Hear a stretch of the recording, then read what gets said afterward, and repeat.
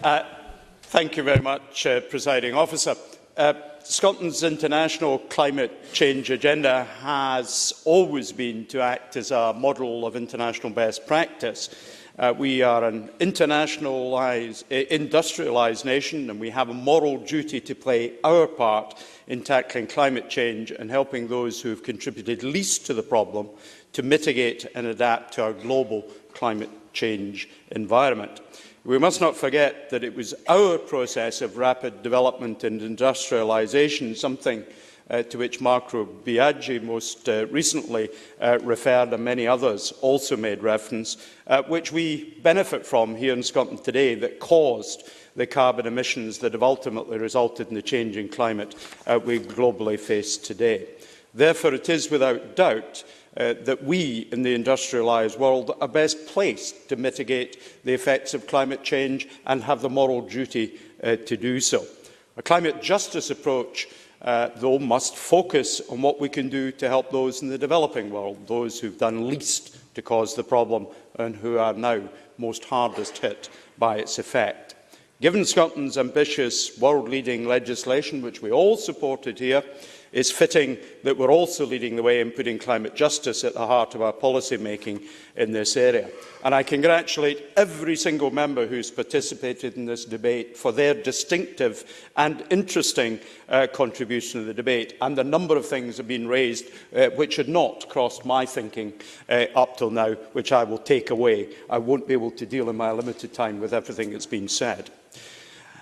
We will continue to seek to influence the EU and wider international community to increase ambition on climate change. But even if global emissions of greenhouse gases emissions stopped right now, climate change will continue for the next 30 or 40 years.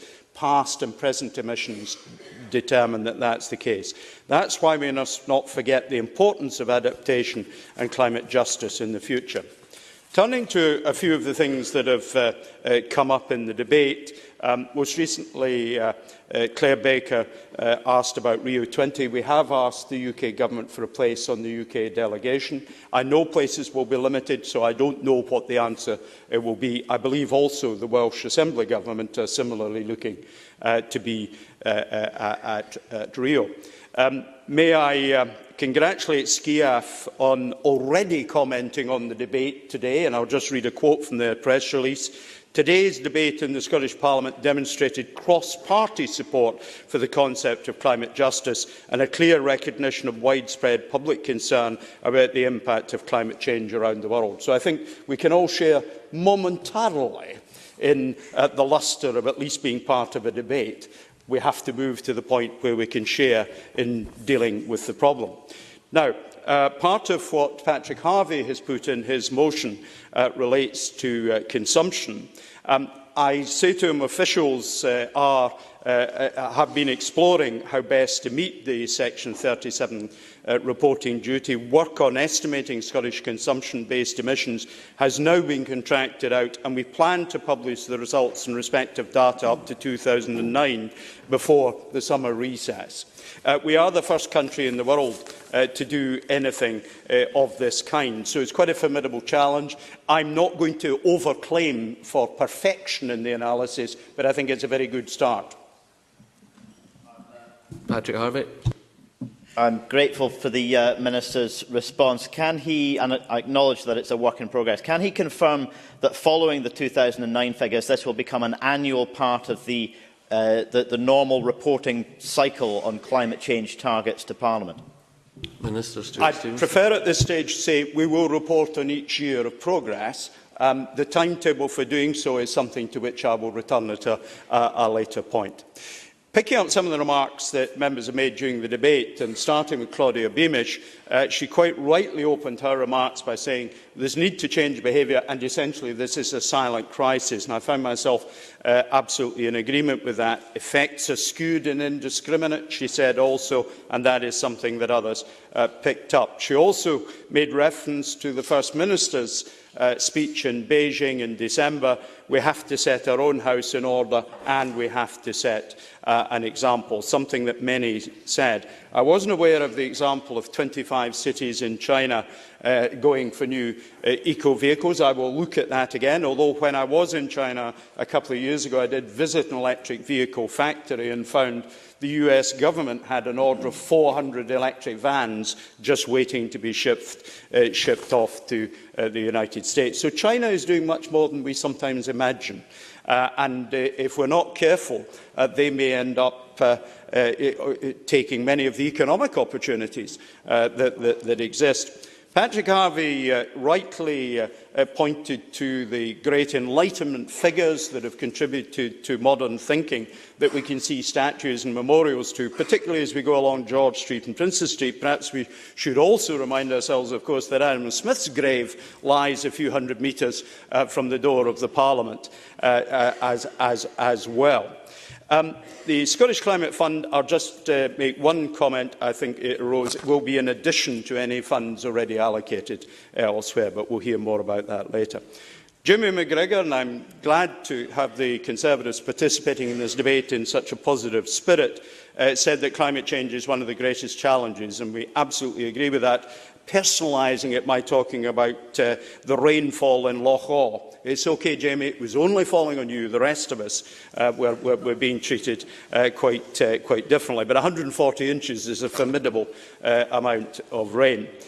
Rob Gibson introduced the issue of food prices and how we're expecting to see them soar because of drought in the south-east of England, I think in Lincolnshire in particular, areas of highly productive arable land in these islands. And that will be repeated elsewhere across Europe. So, as I said in my introductory remarks, this isn't simply an issue for the Third World, it's an issue that will directly affect us well. And Elaine Murray yes, very briefly. Neil Findlay. I know he's gone through the people who contributed to the debate. Mr Hepburn raised the issue of the financial transactions tax and how that could help in this issue. I wonder if he could explain why the 2 Euro MEPs for the SNP did not support the financial transactions tax in Europe. Minister Stewart. Well, I hope the member will support this Parliament having the full powers of a normal independent country, but I didn't want to particularly be political today. Then we can participate in that sort of thing. Annabel, Elaine Murray, I was going to speak to, correctly highlighted drought, famine and starvation, and Annabel Ewing, among others, highlighted the importance of this issue for women and the effect that it has on them. Paul Wheelhouse, interestingly, and I hadn't been aware of this at all, highlighted that even the UK Strategic Defence Review it identifies climate change as a threat to military stability, and I think that's another interesting take. Mary Fee talked about the work that Jack McConnell had done in setting renewable targets, and I absolutely respect and recognise the continuity of activity that there's been in this subject, although personally I will admire Jack McConnell most for his efforts on anti-smoking. I have to say, is the one which I associate with. Just on the subject of targets, we talked about point 3 being the target for the current year. It is, of course, 9.86% for the following year. Jamie Hepburn identified that Alan Miller is here watching us. I'm delighted that he's here to be part of this debate and see this first debate in a parliament anywhere in the world on the subject of climate justice.